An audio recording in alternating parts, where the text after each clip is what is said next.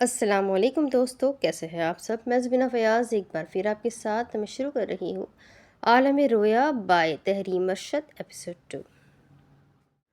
کندھے پر بیگ لٹکائے وہ گلی میں داخل ہوا تو سامنے ہی چارپائی پر بیٹھے نجیب پہلوان چلم پیتے ہوئے اسے دکھائی دیے۔ عقب سے گھر کا دروازہ کھلا ہوا تھا، اندر سے اسے ایک مردانہ آواز سنائی دی۔ صبح سویرے بننے سورنے کا وقت ہے تمہارے پاس، مگر وقت پر ناشتہ دینے کا وقت نہیں ہے، حد ہو گئی ہے۔ رجب کو ہنسی آئی۔ دیکھو کیجو، تم یہ پریم کتھائیں پڑھنا چھوڑ دو۔ جواباً اسے نسوانی آواز سنائی دی، تم سانس لینا چھوڑ دو۔ وہ نجیب پہلوان کے سامنے آ کھڑا ہوا۔ انہوں نے منہ میں پائپ دبائے سر اٹھا کر اسے دیکھا، آنکھیں باہر کی جانب آئی۔ وہ بنا تمہید بولا، ویسے نجیب پہلوان، آپ نے گوجرانوالا کے بڑے بڑے پہلوانوں کو تیار کیا ہے، مگر زوہیب بھائی پہلوانی کے قریب نہیں پھٹکتے۔ انہوں نے مسکراتے ہوئے لبوں سے پائپ ہٹایا اور اسے دیکھا۔ درزی کا اپنا پائچہ پھٹا ہوا ہوتا ہے، جیسے تم خیاط درزی ہو کر خیاطی نہیں کرنا چاہتے۔ وہ سانس لینے کے لیے ٹھہرے۔ رجب کی نگاہیں انہی پر مرکوز تھی۔ اور تم تو نہ پہلوانی کر رہے ہو نہ خیاطی۔ رجب کو لگا جیسے اندر سے انہوں نے اسے جھنجھوڑ دیا ہے۔ کیا تم نے صرف تابع کو دکھانے کے لیے ہی پہلوانی سیکھی تھی؟ تو تیری اوقات کیا ہے؟ عبدالتواب اس کا گریبان پکڑ کر اسے اکھاڑے میں دھکے دے رہا تھا، اور وہ خاموشی سے سر جھکائے کھڑا ڈگمگاتے ہوئے خود کو سنبھال رہا تھا۔ تیری اوقات ہے میرے مقابلے میں آنے کی؟ وہ اس کے دھکے پر زمین پر منہ کے بل گرا اور دھول اٹھ کر اڑتے ہوئے اس کے چہرے پر گئی۔ وہ در سے کر رہا کر کھانسا، میری وجہ سے تیری بہن کو کوئی نظر اٹھا کر نہیں دیکھتا۔ پیچھے سے نجیب پہلوان اسے روک رہے تھے۔ تابع رک جا تابع، اور تو مجھے کہہ رہا ہے میری نظر ٹھیک نہیں؟ اس نے زور سے اس کی پسلی میں ٹھڈا مارا اور وہ بدوقت چلایا۔ اوہ! نجیب پہلوان نے اس کا شانہ تھامتے ہوئے اسے پیچھے کھینچا۔ تابع پاگل ہو گیا ہے، چھوڑ اسے، دوست ہے تیرا۔ وہ مٹی میں لت پت کرب سے عبدالتواب کی آنکھوں میں اپنے لیے خون دیکھ رہا تھا۔ نجیب پہلوان پوری جان لگا کر اسے پیچھے کھینچ رہے تھے۔ اس دھوبی کی اوقات ہے کہ یہ میرا دوست بن سکے؟ میں ہوں، میں تابہ بٹ، جس نے اسے اپنی دوستی کا شرف بخشا۔ نجیب پہلوان نے اسے بے قابو ہوتے دیکھا تو اس کے چہرے پر ایک زوردار تماچا رسید کر دیا، مگر اسے کسی قسم کا کوئی فرق نہیں پڑا۔ رجب درد سے آہیں بھرتا ہوا ہاتھ جھاڑتے اٹھ کر بیٹھا۔ نجیب پہلوان نے فکر سے اسے دیکھا تو عبدالتواب سے کہنے لگا، معافی مانگ اس سے۔ اس نے برق کی مانند لڑکھایا ہوا سر اٹھا کر انہیں دیکھا اور بولا، میں جو ہوں میں اس کے لیے معذرت کرتا ہوں۔ حال میں چارپائی پہ بیٹھے نجیب پہلوان نے اسے کھویا ہوا پایا تو پیر اٹھا کر اس کی ٹانگ پر رسید کیا۔ وہ چونکا۔ جی؟ وہ سنجیدگی سے اسے باغور دیکھ رہے تھے۔ فیصلے اپنی زندگی میں سب کرتے ہیں، مگر سب سے مشکل ترین فیصلہ وہ ہوتا ہے جس کے ساتھ تا عمر ہمیں جینا ہوتا ہے۔ تم اپنا فن اور ہنر دونوں ضائع کر رہے ہو، تمہیں اس میں سے کسی ایک کو چننا ہوگا۔ تم سمجھ رہے ہو میری بات؟ وہ فوراً سے بولا، جی، اور وہ جانے کے لیے مڑا۔ وہ تیزی سے بڑے بڑے ڈگ اٹھاتے ہوئے جانے لگا۔ بے دھیانی میں چلتے چلتے وہ گھر میں داخل ہوا۔ طلال چاچو! شور پر چونکا۔ اس نے سامنے صحن میں ایک کم عمر بچی اور ایک نوجوان کو ایک دوسرے کے پیچھے دوڑتے ہوئے دیکھا۔ چاول چھوڑو! کم عمر لڑکی غصے سے تلملائی۔ دادو، چاچو کو دیکھو! رجب کے لبوں پر مسکراہٹ اتر آئی۔ صحن کی دیوار سے لگی چارپائی پہ ایک بزرگ خاتون بیٹھی تھی۔ وہ کڑھائی کا فریم پکڑے سادہ کپڑے پر کڑھائی کرتے مصروفیت سے بولی، طلال چھوڑ دے۔ وہ نوجوان ہاتھ میں چاولوں کی پلیٹ پکڑے بولا، نہیں اماں، یہ چاول میں ہی کھاؤں گا۔ چاچو! وہ بچی دیوانہ وار چلاتے گھوم کر اس کے سامنے آئی اور اس نے پلیٹ موڑ لی۔ انہوں نے کلستے ہوئے سر جھٹکا۔ کہا بھی تھا صلاح الدین سے مت فریج منگواؤ، ان کی گلی میں صرف ان کے ہی گھر فریج تھی۔ روز تازہ پکے گا تو سب صحت مند رہیں گے، مگر نہیں سنی میری۔ جب سے انسانوں کی زندگی میں مشینیں آئی ہیں تب سے انسانوں کے دل تنگ ہوتے جا رہے ہیں۔ رجب مسکرا کر انہیں دیکھتا ان کے عقب میں چلا آیا، اماں صدقہ جاریہ ہے۔ وہ چونک کر پلٹی آئے، حیران کن چہرہ ایک دم خوشگوار ہو گیا۔ رجب شور پر طلال اور وہ کم عمر لڑکی رکے اور اگلے لمحے وہ بچی چلائی، چاچو! وہ دوڑ کر اس کی جانب چلی آئی۔ رجب نے تبسم سے اسے دیکھتے ہوئے اس کے سر پر ہاتھ پھیرا۔ تب ہی طلال بھی اسے دیکھتے ہوئے آگے چلا آیا۔ کیسے ہو بھائی؟ رجب نے آواز پر ذرا سختی سے اسے دیکھا۔ क्यों तंग कर रहे हो भतीजी को? और वो बच्ची झट से बोली, चाचू चावल पर लड़ रहे हैं, और तलाली कहते दौड़ा, वो तो मैं तुझे नहीं दूंगा। वो उसका ताक़ुब करते उसके पीछे दौड़ी। रजब कहा लगाकर हंसते हुए ज़मीन पर अपनी अम्मा के सामने बैठा वो उसे ही देख रही थी। क्या कह रहा है? कैसा सदका जारिया है? उसने एक गहरी सांस ली। अम्मा लोग बर्फ़ मांगने आते हैं, कुछ मेहमानों के लिए ठंडा या मीठा बनाते हैं तो हमारे यहाँ रखवा देते हैं, और हमें भी तो बर्फ़ की ज़रूरत है। आपको तो पता है मुझे बादाम वाली सरदाई कितनी पसंद है। वो दोबारा से कढ़ाई करने लगी। तुझे समझाती हूँ, पैसे संभाल कर रखा कर, मैं सारी ज़िंदगी तेरे साथ नहीं रहूँगी, और तब तुझे मेरी बातें बहुत याद आएंगी। वो रुकी, उन्होंने उसका हाथ थामा, उन्होंने उसे देखा और कहने लगी, जिसने गुर्बत चखी हो वो अमीरी खाते हमेशा झिझकता है। बेटा बेटा कुश्ती लड़ने के ख्वाब देखना छोड़ दो, और जो हमारा जदी पुश्ती काम है उसे ही आगे बढ़ाओ। अम्मा, इन दिनों सब लड़के कुश्ती करते हैं। उन्होंने उसकी थोड़ी थामी। माँ सदके, क्या ज़रूरत है खुद को अजियत पहुँचाने की? वो आलती पालती मार कर बैठा। अम्मा, मैं हमारे हालात बदलना चाहता हूँ, और इस काम में पैसे बहुत है। उन्होंने फ्रेम चारपाई पे रखा और उसकी जानी मुड़ी।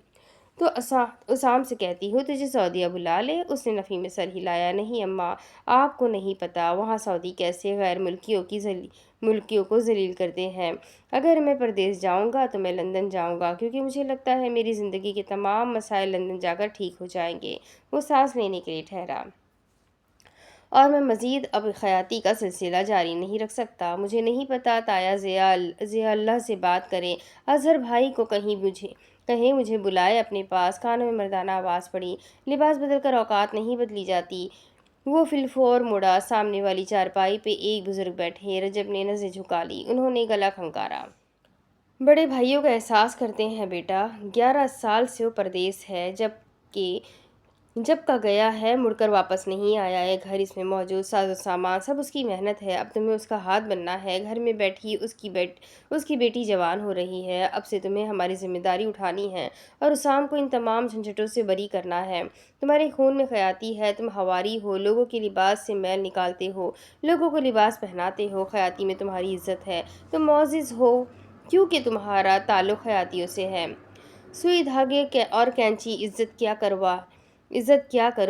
किया करो इनकी। ये चलते हैं तो हमारा पेट भरता है। वो बेइख्तियार बोला, मगर मुझे लंदन जाना है। और उन्होंने सादगी से पूछा, और तुम्हें लंदन क्यों जाना है? और इस सवाल पर उसके लब सिल गए। बोलने की हिम्मत ना रही, मगर दिल धड़कता रहा। लंदन पहेली है, और शायद मुझे मेरा ख्वाब भी लगता है, मगर मजबूरी के सामने ख्वाब, हिम्मत और जुर्रत, ये सारे अल्फाज दम तोड़ देते हैं। ख्वाब देखने का बहुत दिल चाहता है, लेकिन ज़रूरतें देखने नहीं देती। ना उसकी ज़िंदगी के बड़े बड़े मकासद थे, ना उसमें बगावत का आंसर था। वो एक आम सा लड़का था, जिसे दिन रात मेहनत करके अपने ख़ानदान के हालात बदलने थे। आखिर कब तक ये चक्कर चलता रहेगा? पहले उसाम भाई ने मेरी तालीम का खर्चा उठाया, फिर मलिका की शादी, अब यही चक्कर मेरे हिस्से घूम आया है। मुझे तलाल को पढ़ाना है, ये घर चलाना है, यशमा की शादी करनी है। आखिर कब तक ये सब चलता रहेगा? कभी कभी तो दिल चाहता है इन सब से बेनियाज हो जाऊँ, मगर ये फितरत की मिट्टी माँ बाप की मोहब्बत में मेरा मुंह मार देती है। माँ बाप से बहुत मोहब्बत इंसान की फितरत में है। खून के रिश्ते हमें बहुत अजीज़ होते हैं। आह काश मैं ये सब किसी से कह सकूं। आह काश अगर हर बात हर किसी से कह दी जाती तो शायद कोई किसी को समझ नहीं सकता। चाचू, अगले लम्हे बच्ची की आवाज़ उसके कानों में पड़ी। उसने गर्दन फेर कर देखा तो उसके सामने मुस्कुराती हुई वो कमसिन लड़की बैठी। चाचू, क्या लेकर आए हैं मेरे लिए पेशावर से? वो ज़रा मुस्कुराया। सूट लाया हूँ तुम्हारा। वो खुशी से चहकी। अच्छा दिखाओ। खुशी से फूले न समाते हुए अपनी दादी को देख कर कहने लगी, चचा, किस्मत का दिया वो रिश्ता होता है जो ज़रूरत पड़ने पर बाप और दोस्त बन जाता है, और ये रिश्ता जिससे मिलता है उसकी ज़िंदगी खुशगवार हो जाती है। जो बातें बाप से नहीं होती वो चचा से हो जाती है, और जिन बातों पर बाप से डर नहीं लगता उन पर ताया से लग जाता है। आवाज़ पर दोनों चचा और भतीजी चौंक कर मुड़े। सामने दराज कद बुजुर्ग मुस्कुरा कर उन्हें देखते हुए आगे चले आए। उनकी दाढ़ी चांदी से भरी हुई थी और थोड़ी से थोड़ी लंबी थी। रजब की आंखें चीनी हुई। अस्सलाम वालेकुम ताया अब्बा। उनकी आमद पर उस ख़ानदान का नौजवान लड़का भी चला आया। अस्सलाम वालेकुम ताया अब्बा। वो सब की सलाम का जवाब देते सलाहुद्दीन साहब के साथ बैठने लगे। बेख्तियार नज़र सामने बैठी खातून पर गई तो पूछा, फरीदा मलिका कहाँ है? रज्जब ठिठका। मलिका? उसने आईब्रो उठाया। मलिका कब आई? फरीदा खानम उसके सवाल पर गड़बड़ाई। वो रज्जब ने सर उठाकर बाप को देखा। ये क्या माजरा है बाजी? अब्बा जी, फरीदा खानम कहने लगी। हाय नास हो इन मशीनों का। रज्जब की फिलफोज निगाह माँ पर गई। क्या ज़माने थे, वो औरत बच्चा जनती थी तो मालूम पड़ता था कि क्या हुआ। भला बताओ क्या ज़रूरत थी बच्चे की जिन्स मालूम करवाने की? अल्लाह का पर्दा था, रखने देते। उसने गज़ब से मुठ्ठियाँ भींच ली। ताया अब्बा कहने लगे, फरीदा जो आज फरीदा जो आज हुआ वही बच्चे की विलादत पर भी होता। रजब से रहा ना गया तो पूछ पड़ा, तो अब क्या करना है? सलाहुद्दीन साहब ने गला खंकारा। सब उनकी जानिब मुतवज्जा हुए। होना क्या है? जब तक उसे उस बेगैरत को एहसास नहीं हो जाता तब तक मलिका यहीं रहेगी। उसका घर है ये, उसका पूरा हिस्सा है इस घर में। हम सब अपनी बेटों को कहते हैं, बेटा सब्र कर लो, क्या ही कमाल हुआ हो अगर हम यही बात अपनी अपने बेटों से भी कहते कि तुम भी थोड़ा सब्र कर लो। घर मियाँ बीवी दोनों से मिलकर बनता है, दोनों की इसे चलाने में बराबर की जिम्मेदारी होती है, और अगर दोनों में से किसी एक फरीक पर बोझ लादा जाए तो घर टूट जाता है। तलाक याफ्ता बेटी मकरूह या हराम नहीं होती, मगर ये बात तो हमें तब पता होगी जब हम अपने फ़राइज़ जानेंगे। फ़राइज़ हमें हमारे पता नहीं, और बद बिद्दतों में हमारा कोई सानी ही नहीं। लेकिन ताया अब्बा का उल्टा हाथ उठा। सलाहुद्दीन साहब का भी हाथ उठ गया। बस भाई ज़ियाउल्लाह, वो सांस लेने के लिए ठहरे। जानते हैं एक औरत की सबसे बड़ी गलती क्या होती है? एक औरत का किसी मर्द को सुधारने में वक्त ज़ाया करना। जो मर्द एक बेटी की पैदाइश के बाद नहीं बदल सकता, उसे दुनिया की कोई चीज़ नहीं बदल सकती। सहन में एकदम गहरी खामोशी छा गई। किसी ख्याल से फरीदा खानम ने पलटकर बावर्ची खाने की जानिब देखा। गुलशन, हे गुलशन, किधर रह गई? उन्होंने रेशमा को देखा और कुलस कर बोली, जा यशमा को देखा और कुलस कर बोली, जा यशमा, देख अपनी माँ को। उन्होंने दोनों रानें पीटी। हाय देखो ज़रा, लोगों ने नाश्ते करके दोपहर की हांडी भी चढ़ा दी है, और हमारे यहाँ नाश्ता ही नहीं हुआ। पता नहीं कित्थों है सोनी जतर लब गई है सानू। तवे पर बरख रफ्तार में पराठा पलटा। आस्तीनें चढ़ाकर पटरे पर बैठी हुई औरत तेजी से रोटी बेल रही थी। बाहर सहन से उसे फरीदा खानम की आवाज़ें सुनाई दे रही थी। हाय गुलशन, मेरे लड़के भूखे मर रहे हैं। हाय हाय गुलशन, पता है अपनी जवानी में मैं अपने पूरे टबर की माशाल्लाह कुल मिलाकर कोई 20 रोटियां बनाया करती थी, वो भी 2 वक्त, और यहाँ इस गुलशन से 4 रोटियां नहीं बनती। हाय, मैंने तो कभी इससे 2-4 कामों के अलावा और कुछ करवाया ही नहीं है, वरना साई तो बड़ी तकनीक से काम लेते हैं। नाक में पहनी लौंग टिमटिमाई। ये बारीक उठी हुई नाक पर नागवारी के आसार वाज़ेह होने लगे। मेरे घर में रहकर मुझसे ही ज़बान दराजी सही है। ठीक है, 11 साल हो गए हैं, सबकी किस्मत बदल गई, एक नहीं बदली तो मेरी। 11 सालों से अपने शौहर का मुंह नहीं देखा मैंने, किसी को मेरा ख्याल नहीं। आखिर गरीब घर से जो आई हूँ, कितना अच्छा होता जो ये हाजरा को ब्याह लाते, फिर कश्मीरी उन्हें बताते कि ज़बान दराजी होती क्या है। उसने पराठा तवे से उतार कर बेला हुआ पराठा उठाया और उसे थपक कर बड़ा करते हुए तवे से लगाने लगी। समझ नहीं आता किसको कोसूं। उसने लकड़ी का चम्मच भर कर घी पराठे पर लगाया और पटक कर रखा। शौहर को क्या रो, जी वो तो सिला रहमी निभा रहे हैं, मगर इन लोगों को खुदा का खौफ क्यों नहीं आता? मगरमच्छ की तरह मुंह खोल खोल कर फरमाइशें किए जा रहे हैं, और दोज़ख शिकम है कि भरने का नाम लेता ही नहीं है। पता नहीं कितनी देर तक मेरे शौहर को खाएंगे। कहाँ भी था अम्मा से। उसने पराठे का पेड़ा उठाया और उसे आटा लगाकर बेलने लगी। रजब को काम पर लगाओ, मगर कहती है नहीं, मेरा बेटा पढ़ेगा, बड़ा पढ़ लिख कर अफसर बन गया, क्या फ़ायदा हुआ पढ़ने का, कर तो कुछ रहा नहीं। उसने एकदम एक आह भरी। पता नहीं उसाम कब आएंगे। रोटी गोल गोल होते बिल रही थी, बिल्कुल उसकी रोज़मर्रा की ज़िंदगी की तरह, घूमकर वही आ जाती जहाँ से शुरू होती। कल की शाम वो खुद को बैठक में औरतों के साथ बैठा देख रही थी। रोटी बड़ी होने लगी, गोल गोल घूमते फैलने लगी। गली मोहल्ले की औरतें मिलकर लहसुन और अदरक बनाते हुए खूब गपशप लगा रही थी कि जो उसके साथ बैठी लहसुन के जुए से छिलका उतारते हुए बोली, गुलशन, मैं तुम्हारे लिए बड़ी दुआ करती हूँ, अल्लाह खैर से असाइम पाइन को वापस ले आए। वो दबे दबे अंदाज में मुस्कुराई और बोली, आमीन।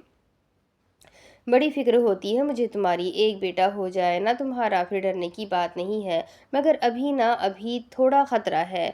गुलशन ने अदरक छिलते हुए कहा, बास सही बात है, मुझे भी यही डर है। वैसे ये घर उसाम का है। उसने नज़र घुमाकर छत और दीवारों को देखा, मगर उसाम कहते हैं औलाद वालदीन की कमाई है और मुझ समेत ये घर मेरे वालदीन का है। भाभी आवाज़ पर वो हाल में आई और उसने फटाफट चूल्हे से पराठा उतारा। अकब से दराज कर स्याह चादर में लिपटी नौजवान लड़की उसकी तरफ चली आई। भाभी किसी मदद की ज़रूरत तो नहीं? वो एहतजाजन मुस्कुराई। वो मलिका नहीं, किसी मदद की ज़रूरत नहीं, बस आ रही हूँ, बन गया नाश्ता। ये कहते उसने पराठा पलटा। तुम जाओ आराम करो, यशमा से कहकर भिजवाती हूँ तुम्हारा नाश्ता। वैसे भी इस हालत में तुम्हें आराम की सख्त ज़रूरत है। ये कहते उसका दिल जला। काश यशमा के वक्त ये बातें अम्मा भी मुझसे कहती। उसने खुद को हामला हालत में झाड़ू देते हुए देखा। उसने ज़ब्त से लब भींच लिए। कुछ ज़ख्म ऐसे होते हैं जो कि सारी ज़िंदगी के लिए दिल पर छपे रह जाते हैं। ऐसा लगता है मैं अम्मा को कभी माफ़ नहीं कर सकूंगी। अच्छा चले ठीक है, मुस्कुराकर ये कहते पलट गई। गुलशन ने उसकी नज़रों का ताक़ुब किया। लब ज़ब्त के सबब फैले। तुम्हारे साथ मैंने गलत किया। और ये कहते उससे याद आने लगा, वो सहन में शोर मचा मचा कर कह रही थी, अब्बा जी आप खुद समझा ले रज्जब को, आए दिन उसने कश्मीरियों के लड़के को घर घुसाया होता है। मेरी बेटी जवान हो रही है, क्या असर पड़ता होगा उस पर। और मलिका उससे बात फैला फैला कर बातें कर रही थी। अब मैं बोलूँगी तो कहेंगे भाभी जानबूझकर कह रही है, मगर कल को अगर कुछ उल्टा सीधा हो गया तो फिर मुझे ना कहिएगा। हाल में वो बर्तन उठाते हुए उठी। क्या मैं गलत हूँ? मैं तो बस अपने शौहर का सोच रही थी। मुझे क्या पता था कि मलिका शादी के बाद खुश नहीं रहेगी। वैसे भी मलिका ने आगे पढ़कर क्या करना था? काम ही करने थे, फिर पढ़ती या ना पढ़ती क्या फ़र्क पड़ता?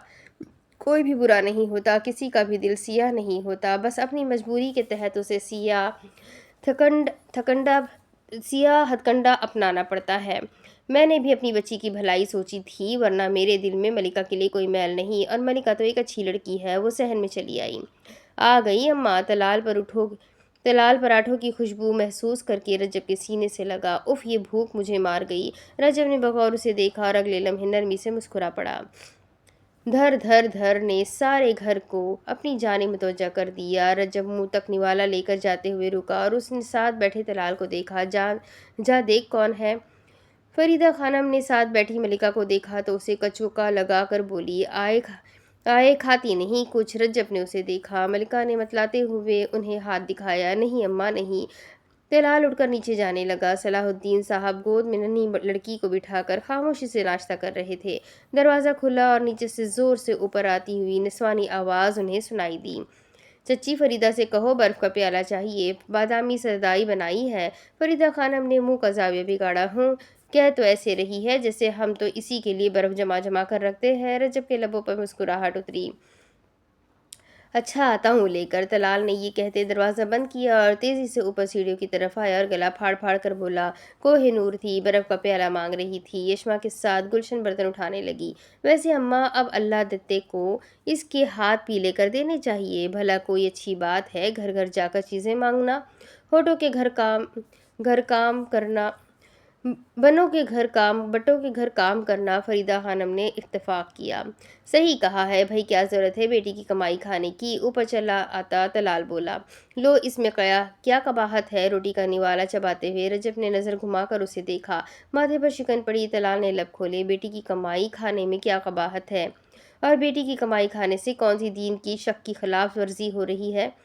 अगले लम्हे गली में एक आवाज़ गूंजती हुई सुनाई दी, पांडे कली करा लो। ये सुनते फरीदा खानम ने रान पीटी। हाय नास पीटी गुलशन, नास हो तेरा।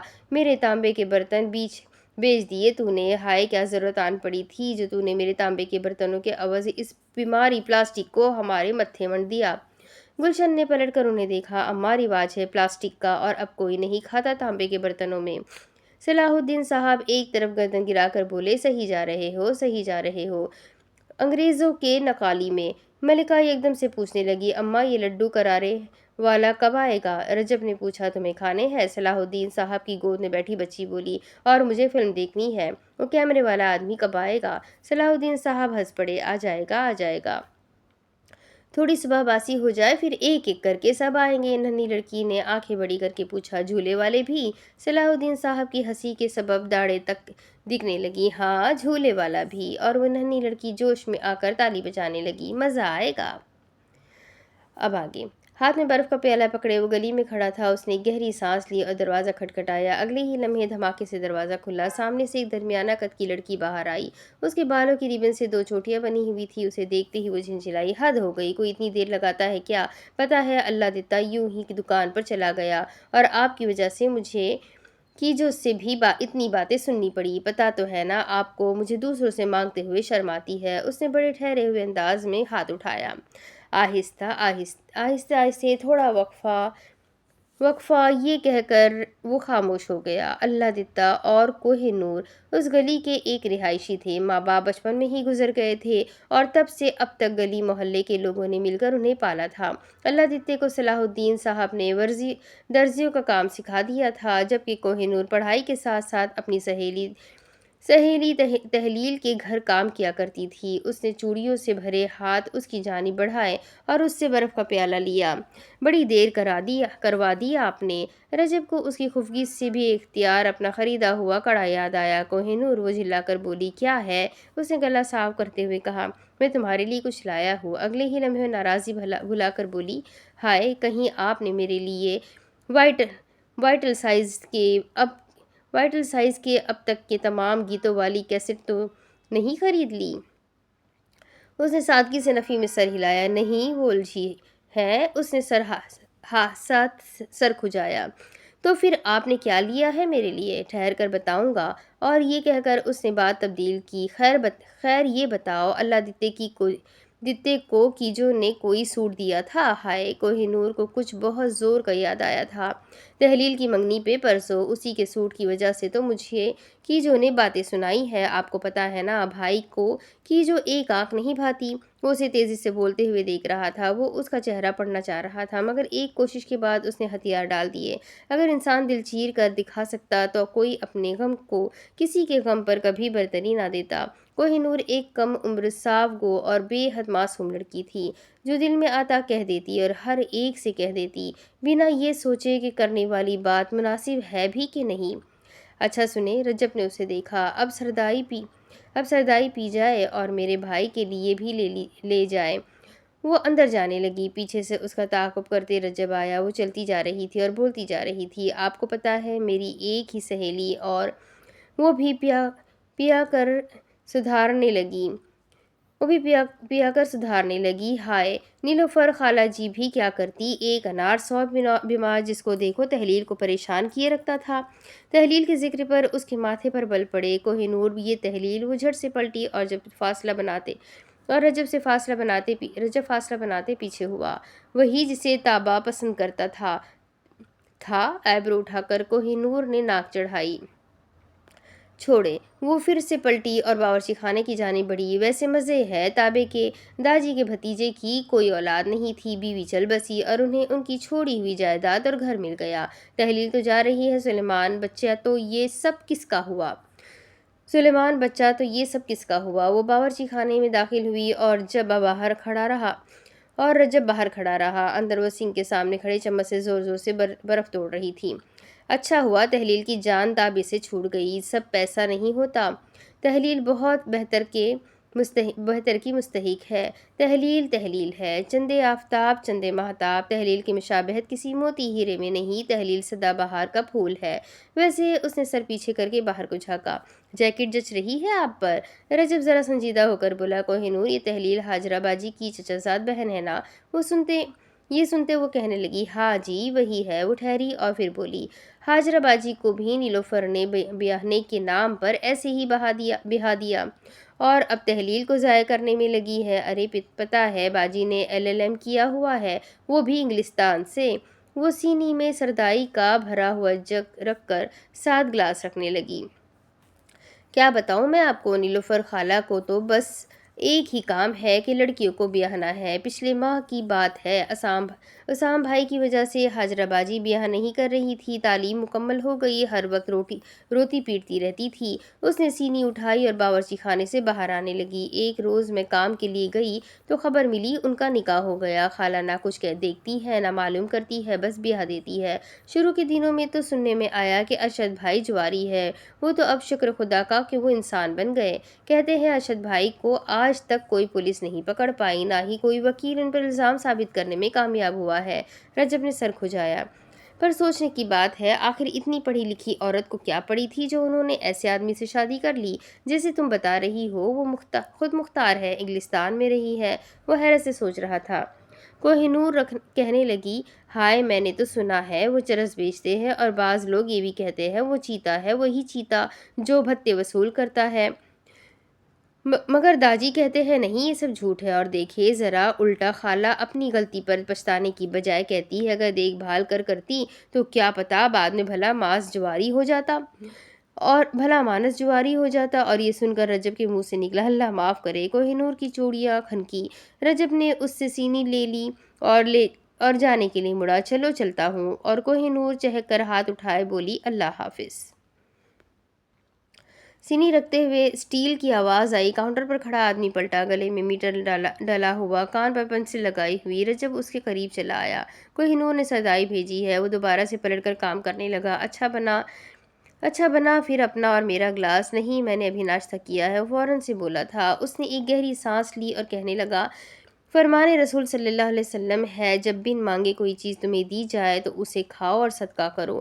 رجب نے مروب ہوتے اسے دیکھا۔ بہت خوب، قائل کرنے کا انداز شاندار ہے۔ جواباً وہ مسکرایا۔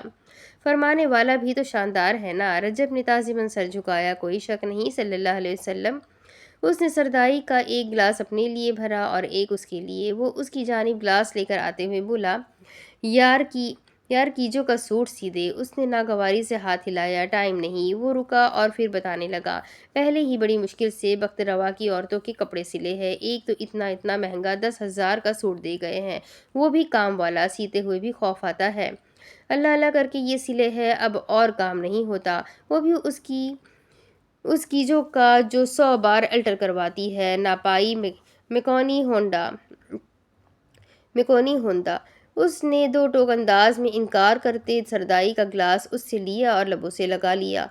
رجب نے اصرار کرنا بے سود سمجھا، کسی خیال سے اللہ دیتا کہنے لگا، او ہاں نجیب پہلوان کے ہاں آج سعودیہ سے کال آئے گی اسام بھائی کی۔ لوگ نجیب پہلوان کے گھر دور دور سے اپنے بیرون ممالک رشتہ داروں کا فون سننے آیا کرتے تھے۔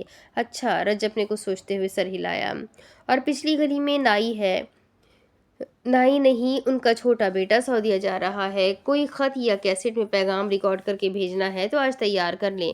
رجب نے سردائی کا گھونٹ لیا اور پھر ٹھہرا، اللہ دیتے مجھے ایسا لگتا ہے کہ مشینی دور میں ہم اپنی روایتیں اور اپنے احساسات کھو رہے ہیں۔ جو احساسات ہم خطوط لکھتے ہوئے ان میں سمویا کرتے ہیں، وہ احساسات ہم آج کھو رہے ہیں۔ ہمیں اپنی پرانی روایتوں کو قائم رکھنا چاہیے اور انہیں ہیچ نہیں سمجھنا چاہیے۔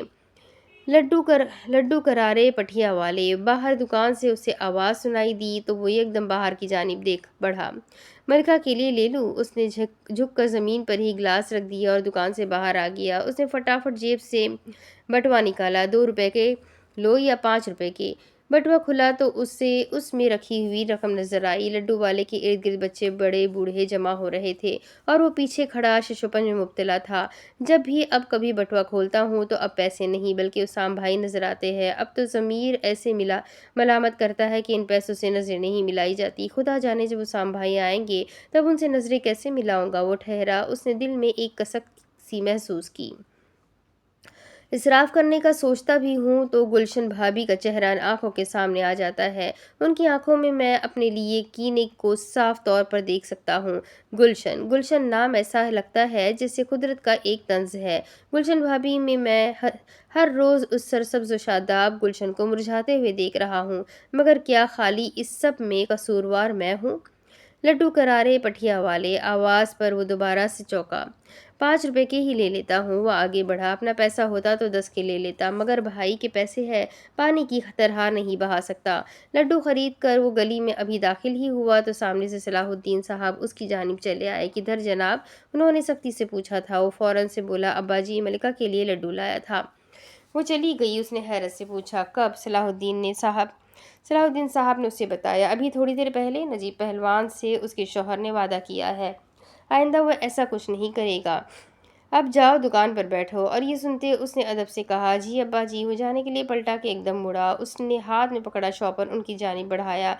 अब्बा जी यशमा को दे दे। अच्छा। उन्होंने मुख्तसर सी बात करते उससे शॉपर ले लिया और रजब खामोशी से जाने के लिए पलट गया।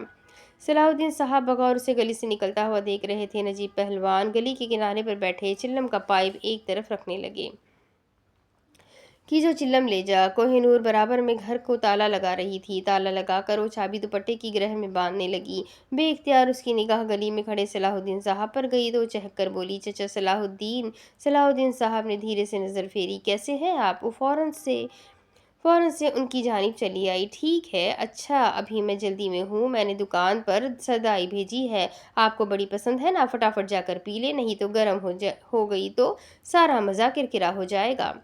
अच्छा, अब मैं चलती हूँ, अल्लाह हाफिज़। एक सांस में सारी बात कहकर वो जाने लगी। उसकी फुर्ती पर उन्हें खूब हंसी आई थी। ना किसी की सुनी न ठहरी और बस जो मुंह में आया कह गई छिल्ली। वो दौड़ते हुए गली से निकल रही थी। नजीब पहलवान उसे जाता देखकर खुफगी से बोले, नी आहिस्ता टरनी आहिस्ता, डिग जाएगी। और वो चहक कर पलटते हुए कहने लगी, मैं दहाड़े वर्गी वडेरी नहीं। साथ ही वो कहा लगाकर हंसी। गली से निकली तो एक लख्त बोली, हाय फरीदा चची का प्याला तो दिया ही नहीं। वो मुड़ी। सलाहुद्दीन साहब लबों पर नर्म मुस्कुराहट लिए उसे देखकर नजीब पहलवान के करीब चले आए। सोच रहा हूँ इसका हाथ अपने रज्जब के लिए मांग लूँ। नजीब पहलवान ने सर उठाकर उन्हें देखा। सोचते क्यों हो, अमल क्यों नहीं करते हो? माथे पर बाल गिराते दोनों बाजू पीछे ले गए। गुलशन के कीने ने मुझे डरा दिया है नजीब पहलवान की आंखें मुस्कुराहट के सबब दमक उठी। वो गुलशन नहीं, कोहिनूर है। कोहिनूर कीना नहीं रख सकती। ये सुनते सलाहुद्दीन साहब सर झटक कर मुस्कुराए। ठीक कह रहे हो, करूँगा बात अल्लाह देते से। और ये सुनकर दीवार से छुपकर लगी कोहिनूर चेहरे पर से जज्बात को काबू किए फौरन से मुड़ गई। दूसरी तरफ वो दुकान में दाखिल हुआ तो बेइख्तियार उसका पैर ग्लास से लगा और आवाज़ के साथ सरदाई ज़मीन पर गिरी। वो ज़रा चौंका, अल्लाह तित्ता काम करते हुए रुका और नज़र घुमाकर बहती हुई सरदाई देखते सर पीटने लगा। ए ले रोड चड्डी है ना? रजब की निगाहें बहती हुई सरदाई पर थी। खून छिती छिती साफ कराए ना वो तू चाचा आ जाए। अल्लाह तित्ते को बेकली पड़ गई थी। वो कटे हुए बचे कुचे कपड़ों को ज़मीन पर फेरने लगा। पोछा लगाना पड़ेगा, नहीं तो यहाँ मक्खियों ने बसेरा कर लेना है। रजब ने गहरी सांस ली और उसे देखा था। साथ उसने जैकेट के अंदर हाथ किया और जिप खोली। धीरे से पीले कागज़ में रखा कड़ा निकाला। सोचा तो था तब ही दे देता कोहिनूर को, मगर मुनासिब नहीं लगा। अब अल्लाह दित्ते को बता कर ही दूंगा। वो गला खंकार कर बोला, अल्लाह दित्ते, ये कोहिनूर के लिए पेशावर से लाया हूँ। वो बेध्यानी में सफाई करते हुए बोला, अच्छा रख देते। रजब ने मोहतात नज़र से दाएं बाएं देखा और काउंटर पर वो कागज़ रख दिया। दुकान के बाहर खड़े सलाहुद्दीन साहब उनकी गुफ्तगू सुन चुके थे।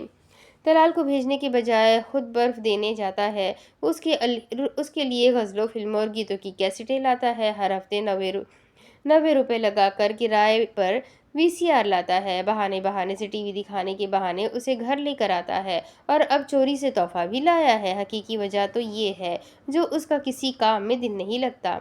सही सोचा है तुमने सलाहुद्दीन। मांगो कोहिनूर का हाथ ताकि ये लड़का मुतमईन हो। अब तो मुझे यही हल नज़र आता है। ये लड़की घर आएगी जब ही सारे काम सीधे होंगे। बीवी की जिम्मेदारी सर पड़ेगी तो भी हो जाएगा। सलाहुद्दीन साहब तदबीर करने के बाद हाथ पीछे बांधे आगे बढ़े और बुलंद आवाज़ में बोले, अस्तगफिरुल्लाह। उनकी बरहमी पर अल्लाह दित्ता घबरा गया और रज्जब पलटा। तड़के तड़के खुदा के रिज़्क़ का इसराफ।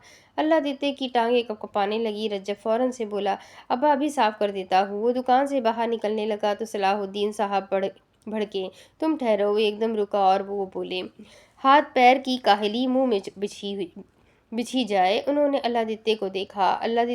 अल्लादित्य घर से पानी की बाल्टी लेकर आ, और अल्लादित्य रोशनी की रफ्तार में बाहर निकल कर जाने लगा। जिससे वो बाहर निकला, अकब से उन्हें आवाज़ सुनाई दी, अस्सलाम वालेकुम। सलाहुद्दीन साहब ने देखा तो बख्त रवा उन्हें दुकान में दाखिल होते हुए दिखाई दिए। सलाहुद्दीन साहब के लब बशाशत से फैले और उन्होंने बड़ी गर्मजोशी से उनसे मुसाफिहा किया। वालेकुम अस्सलाम, वो कहने लगे। बख्त रवा, क्या ज़रूरत थी आने की? मैं लड़के के हाथ भिजवा रहा था। रजब खामोशी से एक तरफ खड़ा उन्हें देख रहा था। दुकान से निकलने का मौका अच्छा है। वो उनका हाथ थामे हुए कुर्सियों की जानिब जाने लगे। अरे कोई बात नहीं, मैंने सोचा बड़े दिन हो गए तुम्हें देखे हुए, आज देख ही लूँ। देख ही आओ रज्जब, वो ठिठका। सलाहुद्दीन साहब ने उसे आवाज़ लगाई थी। वो दिल बर्दाश्तगी से आंखें मीच कर रह गया। वो कुर्सियों पर बैठने लगे। और सुनाओ, असाम कैसा है? बहुरानी कैसी है? बख्त रवा ने बेइख्तियार पूछा था। सलाहुद्दीन साहब बोले, खुदा का शुक्र है, सब ठीक है। तुम बताओ, हाजरा बेटी का कैसी है वो? शुक्र खुदा का है, शुक्र खुदा का, खुश है अपने घर। रजब काउंटर की जानिब मुंह करने लगा। क्या ही था जो ये रिश्ता हो जाता। अगर हो जाता तो आज मेरे भाई सऊदीया में ठंडे ना खा रहे होते। मगर खैर, अब असलम साहब नहीं माने तो हम क्या कर सकते हैं। बाज़ दोस्तियाँ कभी भी रिश्तेदारियों में नहीं बदल सकती। उनकी दोस्ती भी कुछ ऐसी ही थी। सलाहुद्दीन साहब ने रजब को देखा और सख्ती से बोले, रजब, बख्त रवा के नाम का शॉपर निकाल और बची कुची लेसे और कतरने भी साथ रख दे। वो बाज़ब्त बोला। जी। बख्त रवा ने एक नज़र उसे देखा और कहने लगे, माशाअल्लाह, पुत दुकान पर खड़ा होने लग गया है। सलाहुद्दीन साहब तंजिया बोले, हो ही ना जाए, दुकान पर खड़ा करता हूँ पैसे बनाने के लिए, मगर ये सिर्फ मेरे पैसे निकालने में दिलचस्पी रखता है। बख्त रवा हंस पड़े। अब के रजब को लगा वो शर्मिंदगी के सबब रुख मोड़ नहीं पाएगा। वो झुककर नीचे कपड़ों से शॉपर ढूंढ रहा था। बख्त रवा ने किसी ख्याल से सलाहुद्दीन साहब से पूछा, सुना था ये पहलवानी करने का शौक रखता है? सलाहुद्दीन साहब झट से बोले, जी जनाब, रखता है। उन्होंने ये सुनते कुर्सी से टेक लगाई और आह भरी। आह, चलो, जो करे अपनी मेहनत से करे और हलाल कमाए। फरमान है रसूल सल्लल्लाहु अलैहि वसल्लम का, एक ज़माना आएगा कि लोग परवाह नहीं करेंगे कि वो हलाल तरीके से कमाते हैं या हराम। रजब निगाह दौड़ा कर शॉपर तलाश कर रहा था, मगर उसे शॉपर नहीं मिल रहा था। ये अल्लाह दित्ता कहाँ रह गया? सलाहुद्दीन साहब ने बगौर बख्त रवा के चेहरे को देखा। क्या बात है बख्त रवा, बड़ी आहें भर रहे हो? जख्मी सा मुस्कुराया। बस सलाहुद्दीन, लगता है कि इस वक्त के अपने वक्त सो गए हैं। सब खैरियत है? वो फिक्र से बेख्तियार पूछ पड़े थे। वो ठहरे और फिर कहने लगे, परेशानी हर घर में होती है, क्या बताओ। अपनी कमीज़ उठाओ तो इंसान आप ही बरहना होता है। सलाहुद्दीन साहब ने उनका शाना हिलाया। चलो, कुछ तुम बताओ, कुछ मैं बताता हूँ। अभी तुम ही ने तो कहा परेशानी हर घर में होती है। बख्त रवा ज़रा मुस्कुरा पड़े। बहुत याद आते हैं वो दिन जब हम दोनों दोस्त मिलकर खयाती किया करते थे।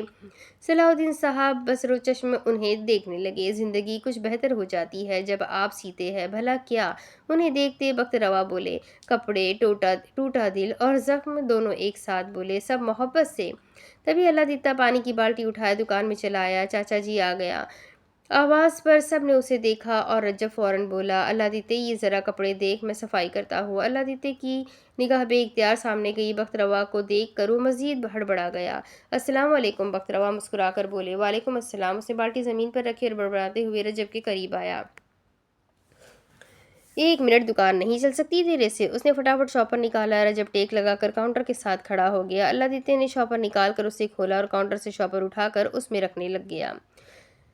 बख्त रवा और सलाहुद्दीन साहब ने टूटा रब्त फिर से जोड़ा। बख्त रवा जेब से बटुआ निकाल रहे थे। अच्छा, ये बताओ कितने पैसे बने हैं? सलाहुद्दीन साहब बेतकल्लुफ़ी से बोले। अभी कर लेते हैं, ठहरो तो। उन्होंने अल्लाह दित्ते को देखा। अल्लाह दित्ते, जा चाची को चाय का क्या है? वो शॉपर को गिरह लगा कर काउंटर पर रखते हुए बोला, जी चाचा जी। वो फिर से दुकान से निकलने लगा। रजब, सफाई कर, वो सब्र से बोला। अच्छा। अल्लाह दित्ता बाहर निकला तो बख्त रवा कहने लगे, पोती की मंगनी है, बेटे से 1 रुपया नहीं लिया। रजब ने चौंक कर ज़रा दीदे घुमा कर देखा। रजब और सलाहुद्दीन साहब पूरी तवज्जो से उनकी बातें सुन रहे थे। अल्लाह जाने उसका भेजा हुआ पैसा कहाँ से आया होगा। पता नहीं उसे पैसे के ज़रिए कितनी सुहागनों के सुहाग उजड़े होंगे, कितनों के बच्चे नशावर महल अशिया के लतिया बने होंगे। अपनी बच्ची को इस माहौल से निकालना चाहता हूँ, इसलिए उसके हाथ पीले कर रहा हूँ। تابع کی بھی فکر رہتی ہے۔ وہ سیدھے راستے سے گمراہ ہو رہا ہے۔ پہلے روز صبح میری انگلی پکڑ کر مسجد جایا کرتا تھا، مجھے اندھیر گلی سے مسجد کے نور تک پہنچایا کرتا تھا۔ آج میرا بچہ گمراہ ہو رہا ہے۔ رجب نے کرب سے مٹھیاں بھیج لی۔ عبدالتواب کے ذکر پر اس کا دل پسیج جایا کرتا تھا۔ زندگی نے بہت کچھ دکھایا ہے، بہت کچھ عطا کیا ہے، مگر مرنے سے پہلے یہ خواہش ہے میرا عبدالتواب کی جانب لوٹ جائے، اس سے پہلے اسے اس کے پاس لوٹنا پڑے۔ سلیمان چھوٹا ہے، عبدالتواب سنبھل گیا تو بھائی کو بھی سنبھال لے گا۔ خواہشات کی پیروی گمراہ کر دیتی ہے۔ بس ایک آخری خواہش ہے کہ میرے بچے حلال کمائے اور حلال کھائے۔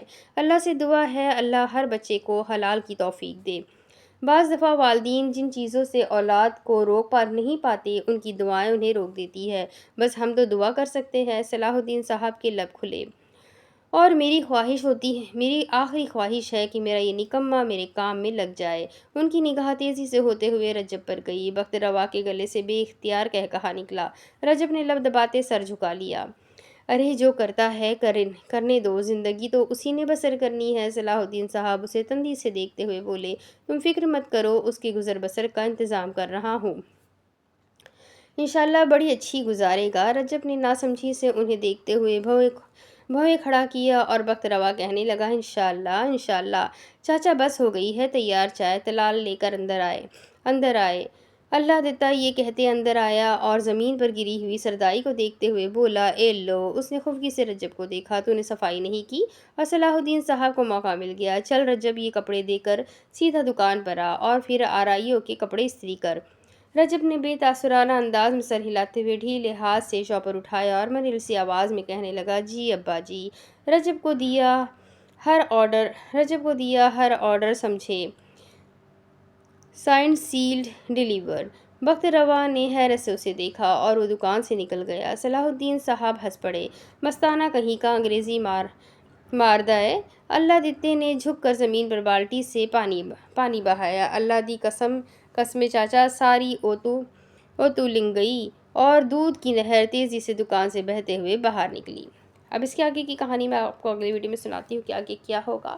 ناول انٹرسٹنگ ہے اور کافی بڑی بھی ہے، تو میرے ساتھ بنے رہیں۔ ویڈیو کو لائک کریں، چینل کو سبسکرائب کریں، بیل آئیکن کو ضرور دبا دیں۔ ملتے ہیں اگلی ویڈیو میں، تب تک کے لیے اپنا خوب سارا خیال رکھیں، مجھے بھی دعا میں یاد رکھیں۔ اللہ حافظ۔